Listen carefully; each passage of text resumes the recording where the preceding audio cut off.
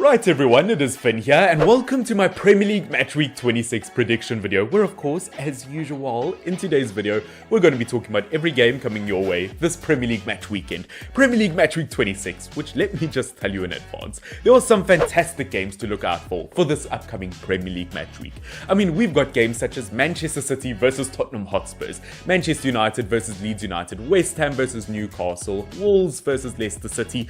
Premier League Match Week 26 is absolutely packed and I can't wait to just jump straight into it. But of course I do want to give you guys a tiny bit of a disclaimer before we jump into it, that there are going to be some double fixtures this Premier League match week, meaning there are 14 games in totals as some teams will play twice this match week. Obviously games were postponed a tiny bit earlier this season and they have been moved up till now, as you guys can see on screen right now. These are the 4 games, I believe. I think it's going to be 4, I hope it's 4, otherwise I sound like an idiot. These are the 4 games that have been postponed to this match week that will be played midweek next week. Now, I won't be talking about these games in today's video, otherwise the video drags on a tiny bit. So I'm only going to be talking about the weekend games, and maybe I'll be talking about these other 4 games on Monday or Tuesday. I'll release a video on that.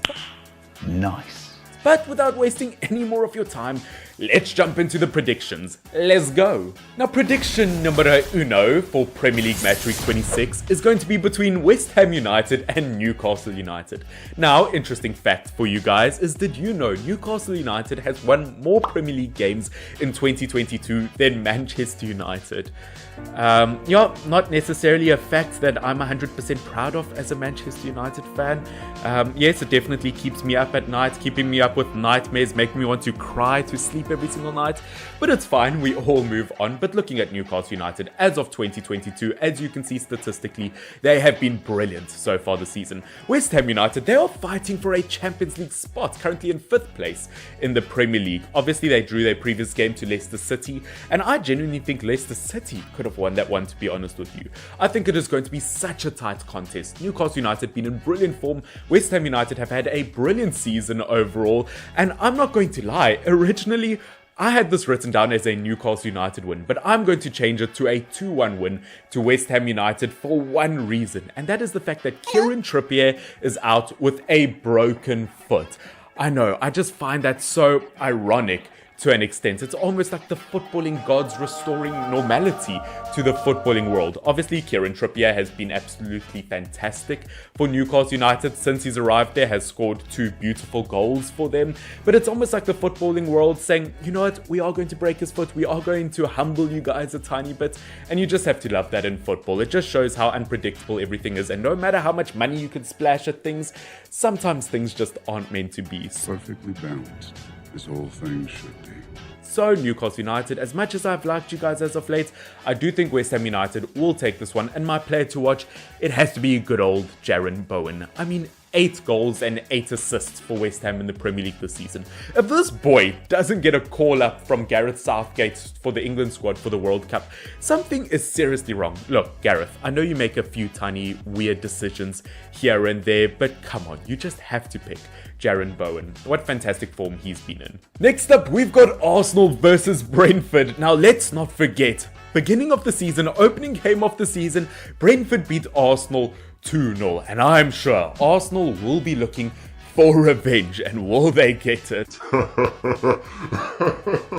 Yeah, probably. I do think Arsenal are going to end up winning this one 2-0. Looking at Arsenal in terms of their form, their only game in the last 7 that they ended up losing was against Manchester City. They have been in brilliant form. Looking at Brentford, they've only won 1 game in their last 7. And as much as I like this Brentford team, Arsenal just do seem to be in better form. And my player to watch is going to be good old Aaron Ramsdale. I wouldn't say on the attacking front that there are too many standout players for Arsenal at the moment. I think they'd work really well as a team.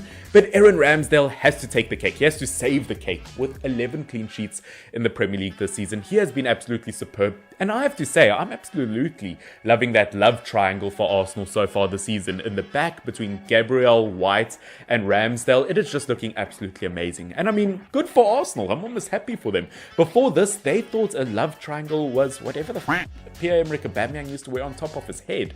Aston Villa versus Watford is next, and dare I say, for Steven Gerrard and his men in his last 2 games, Steven Gerrard has slipped a tiny bit. But of course, looking at Steven Gerrard, I think he's done an absolutely incredible job at Aston Villa. I think he can really take this club somewhere. But in their last 2 games, to lose 1-0 to Newcastle United and a 3-3 draw versus Leeds United, things aren't necessarily looking great for them as of late. Saying that, I still think that they've had some good performances in there, that there are some positives to take from it. But versus Watford, although Aston Villa have the likes of a Brazilian magician, it doesn't take magic to beat Watford at the moment. Ooh, you're hard, showing off. As their last win in the Premier League was on the 20th of November. What is that, like 2-3 months ago? Watford are not in a good place at the moment. They haven't scored a single goal in their last 4 Premier League games. I'm sorry, Roy Hodgson, your team is not looking good at the moment. So I do have to give Aston Villa the win in this. And in terms of a player to watch, it is going to be that magician I ended up mentioning a tiny bit earlier, with Philippe Coutinho. 2 goals and 2 assists in 4 Premier League games. It is official. Philippe Coutinho is back in the Premier League. The next fixture we have to talk about is one that I'd like to call rather interesting, to be honest with you, as it is going to be Brighton versus Burnley. Now, of course, the reason I think that a fixture like this could be interesting is because I believe both teams really could steal points from a game like this. They might end up sharing the points, because looking at both teams, looking at Brighton, they've gotten 12, I repeat, 12 draws this Premier League season, where if you look at Burnley, they've gotten 11 draws this season. So, I mean, for these 2 teams to draw, it's not out of the question whatsoever. Now, obviously, looking at Brighton, I feel like they've really played well this Premier League season. They've definitely been a better team than Burnley.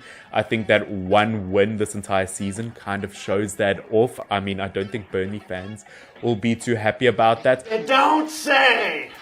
But looking at Brighton, to an extent, although defensively I think they've been really good this season, one major loss is the fact that Lewis Dunk, their main centre-back, picked up a red card in their previous game versus Manchester United. And without Lewis Dunk, it kind of, even if it just slightly weakens the team versus Burnley, that is a huge loss, because I personally feel like Burnley have really played out of their socks defensively as of late. I mean, looking at some of the fixtures they've had, they've played against some big teams. Liverpool, Man United, Watford, Arsenal, Leeds, Man United, West Ham. Those are some big fixtures to have in a row. So defensively, I think they've done a solid job. We're looking at Brighton. Yes, they've also gotten points from big teams. Obviously, Leicester City, Chelsea, Crystal Palace, Everton, Chelsea again. I mean, these 2 teams have been playing absolutely out of their boots so far this season. So I really feel like it could go either way. But as I said, missing a player like Lewis Dunk versus Burnley, to an extent, I think Burnley are going to take a 1-0 win. As I said, could go either way. Definitely a controversial one, but I do think Burnley could take it. I've especially really loved almost their attacking trio as of late, with the likes of Maxwell Cornet and Weghorst up front, with Brownhill working in from behind them. I think Burnley have a really solid team, and I feel like this is their chance to steal a win. I guess we'll have to see if I'm right. And I guess my player to watch, as I said, it's going to be a part of that Burnley attacking trio, and the one I'm going to go for, it's going to be Maxwell Cornet. Been absolutely brilliant so far this season, and I think he shall do it again. Crystal Palace versus Chelsea is next. Now, of course, Crystal Palace, with only 5 wins this season, will be facing the Club World Cup champions, essentially the football champions of the world. But I wouldn't say that it's going to be an absolutely easy game for Chelsea. I mean, considering they're the champions of the world within the last month, they've drawn 2 games versus Brighton, or within the last 2 months. So, you know what, Chelsea so far this season, although they've had a good season, they've definitely lost unnecessary points. But do I think that they will lose points versus Crystal Palace? I don't quite think so. I do think Chelsea have an incredibly strong team. And although I like Crystal Palace, although they have taken valuable points this season, at the end of the day, only 5 wins. It's not convincing enough. Last time they played against Chelsea, it was a 3-0 loss. And I think it's going to be that exact result again this time around. And in terms of a player to watch, it is actually going to be a Crystal Palace player, bar the fact that I've just made them lose 3-0. I know, a tiny bit strange. But of course, it is going to be Conor Gallagher, who has had goal contributions, over 10 goal contributions for Crystal Palace in the Premier League this season.